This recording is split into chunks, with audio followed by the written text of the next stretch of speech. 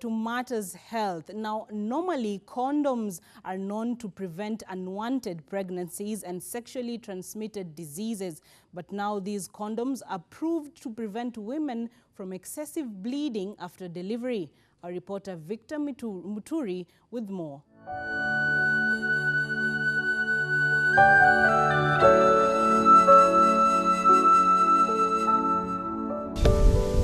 This is Bokoli village in Bungoma County, which has a population of more than 1 million people, majority of them being farmers.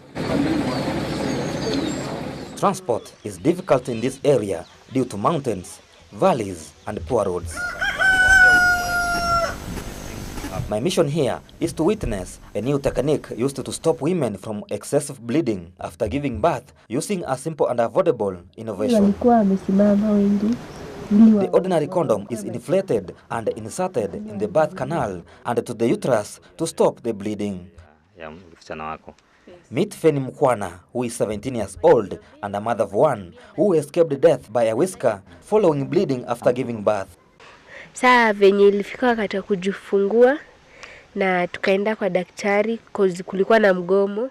When I was about to deliver, my mother took me to a private doctor because public nurses and doctors were on strike. And so I delivered well, but now after a few minutes, I started excessive bleeding. Personally, I didn't know what was the problem, and from there, I don't know what happened. My mother can explain better.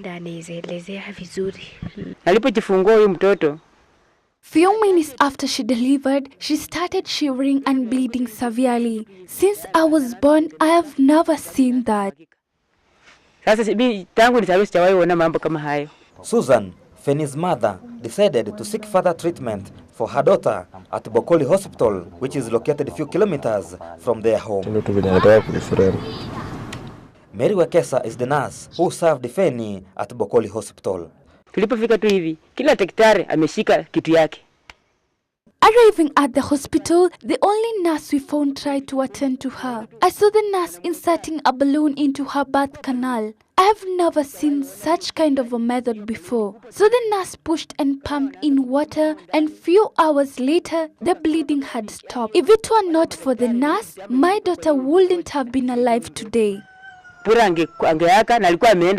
Bado ulipopata fahamu, madaktari walikuambia ni nini kilichofanyika mpaka huko kuvuja kwako damu ama ile bleeding kaanza kusimama? Waliniambia walitumia kuna balloon niko.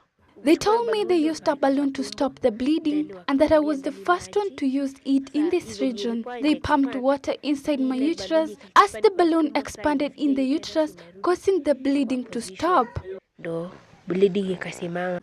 Before this discovery that an inflated condom can stop bleeding, doctors were forced to remove the uterus to stop bleeding to death. Insert using this rare hand, of course, after making a vaginal examination to ascertain where the cervix was, and so I entered the balloon.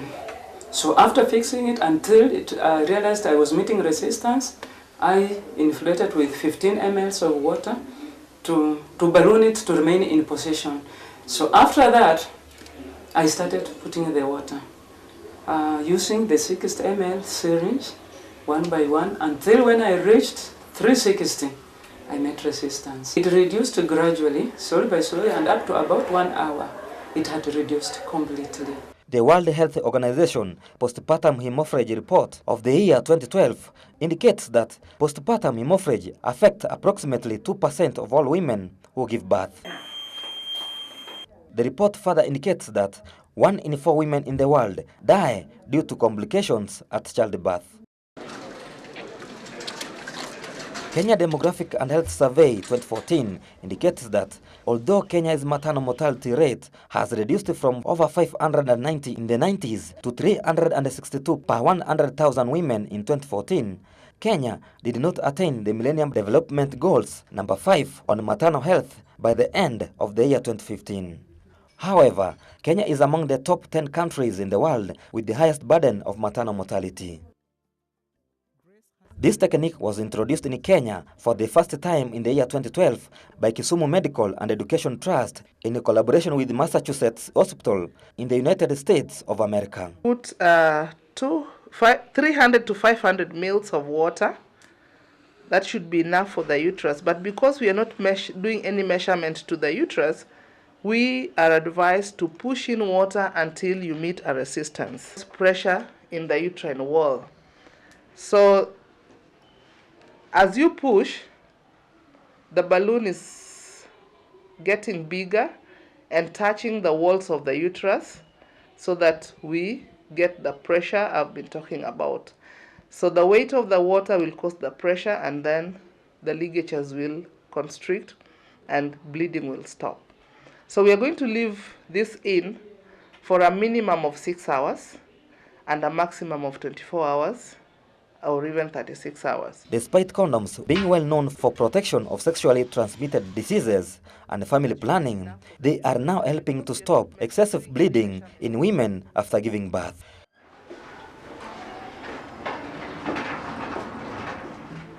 The kit which comes with this method costs only $10, which is equivalent to 1,000 Kenyan shillings. At least 350 women have benefited from this method in 15 counties, and it is expected to be availed across the country next year. When we introduced the uterine balloon Tamponade, we found out that a few people were resistant. They were wondering how it could really save a woman until they used it or had a testimony from a fellow health provider.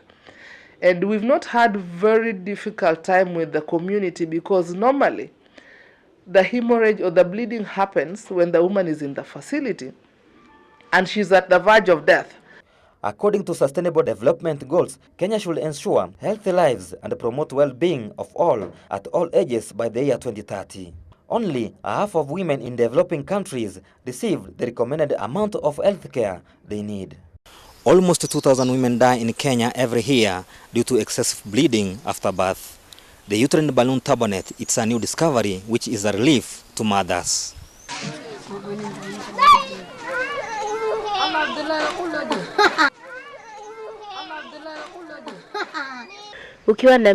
I just want to tell you that you will deliver better in an hospital.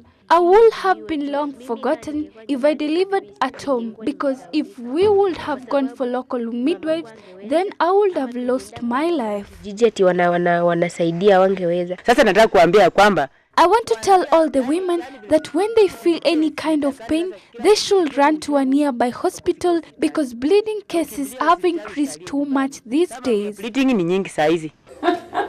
Actually, it works, and I live to embrace it. The Kenya public health sector should embrace and introduce these innovative measures to all health facilities in the country. This will reverse the burden of maternal deaths, especially now the health sector has lost a lot of gains during the doctors and the nurses' strikes. Victor Muturi, Ebru TV, Bungoma County.